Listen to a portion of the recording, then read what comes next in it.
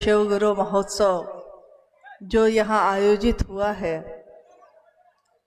आप सभी गुरु भाई गुरु बहनों के अथक परिश्रम, सहयोग और शिव भाव को मूर्त रूप देते हुए यहाँ प्रतीत हो रहा है। शिव गुरु महोत्सव आयोजित ही किया जाता है शिव शिष्यों के द्वारा अपने गुरु शिव के लिए कृतज्ञता ज्ञापित करने के लिए, कृतज्ञता व्यक्त करने के लिए। इस जीवन में एक परम सौभाग्य हमारा आया कि हमने शिव को अपना गुरु बनाया। हमारे मुख से आज निकलता है कि बच्चा बच्चा शिव को अपना गुरु बनाएगा।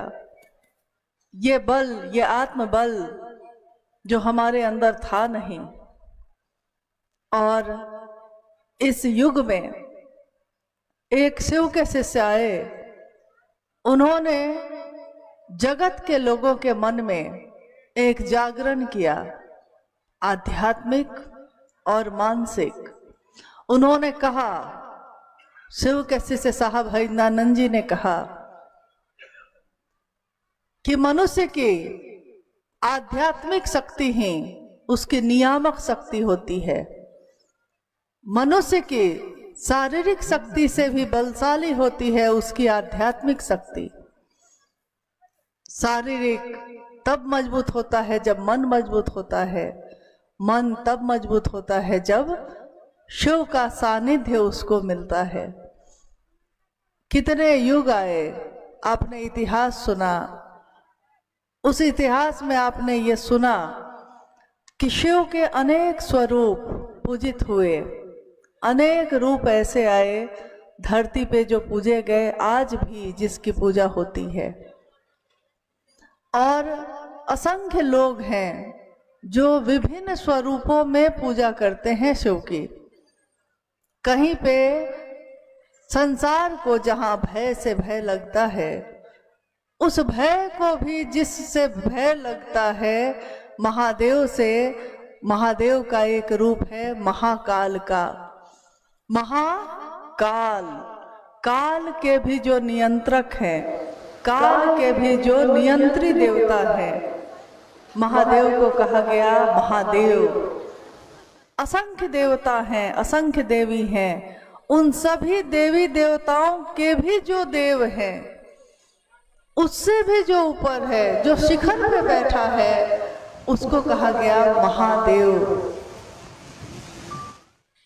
जीवन और मृत्यु के चक्र से जो बाहर निकालते हैं, अपनी करुणा से जो मुक्त करते हैं, उनको कहा गया महामृत्युंजय। नटराज के रूप में जिनकी थाप से होता है, रहता है और उसका लय हो जाता है, नटराज शिव। अघोरियों के भी ईश्वर अघोरेश्वर शिव, कपालिकों के भी जो ईश्वर है कपालेश्वर शिव। और तमाम तरह की जितनी भी ऊर्जा हो सकती है धरती पे या ब्रह्मांड में या पूरे कोने कोने में, उस सब के अक्षय स्रोत है वो। एक तरफ तो ऐसा रूप है और दूसरे तरफ भोला भी है, उमा के पति भी हैं, गृहस्थों के सरकार आदर्श भी हैं। इसीलिए उनको गृहस्थों के भी ईश्वर कहा गया। गृहस्थ आश्रम जिनके आदर्श को देखकर, जिनको देखकर अपना आदर्श मानता है, वो शिव करुणावतारम है वो। यानी उनके सहस्र नाम हैं, नामों की गिनती नहीं हो सकती। जिसने जैसा जाना उसने वैसा नाम दे दिया। वो शेष हैं, अशेष हैं, विशेष हैं। जो उनको जैसा धार ले वो उसके जैसा भेष है। उसी के नाथ हो लिए जो उनके साथ हो लिया। महादेव कौन है? क्या वो सिर्फ भगवान है और हम सबसे बहुत दूर है? महादेव भगवान है, लेकिन हमारे रोम रोम में बसते हैं। धरती के कण कण में जिसकी व्याप्ति है, जिनकी शीश रक्षा के कारण ये सृष्टि सृष्ट है, वो महादेव जगत का गुरु भी है। जगत गुरु महादेव भी है, आदि गुरु महादेव भी है। आदि गुरु का अर्थ होता है जहां से प्रारंभ हुआ है, जहां से शुरू होता है। क्योंकि हम अक्सर कहते हैं आदि है, अनंत है, आदि अनंत शिव, यानी आदि तो है, प्रारंभ है, लेकिन अंत नहीं है, अनंत है। मनवंतरों तक जिस शिव के नाम की गूंज होती ही रहेगी। हम आएंगे जाएंगे, फिर आएंगे फिर जाएंगे, परंतु शिव है तो है। उस शिव के बारे में आदि गुरु शिव को साहब श्री हरिनानंद जी ने, शिव के शिष्य ने कहा कि हम सबके भी गुरु हो सकते हैं। वो सिर्फ देवताओं के नहीं हैं।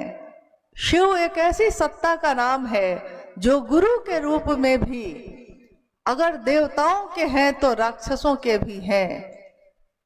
देवताओं के गुरु का नाम कहा गया बृहस्पति है, और बृहस्पति के गुरु माने गए शिव। यानी देवताओं का भी कोई अगर गुरु है तो उसके भी गुरु हैं शिव। राक्षसों के गुरु माने गए शुक्राचार्य, और उनका भी गुरु कोई है तो शिव। यानी राक्षसों के भी गुरु का गुरु शिव है। तो स्वाभाविक है कि जितने भी इंसान होंगे, जितने भी शरीरधारी गुरु होंगे, सभी शरीरधारी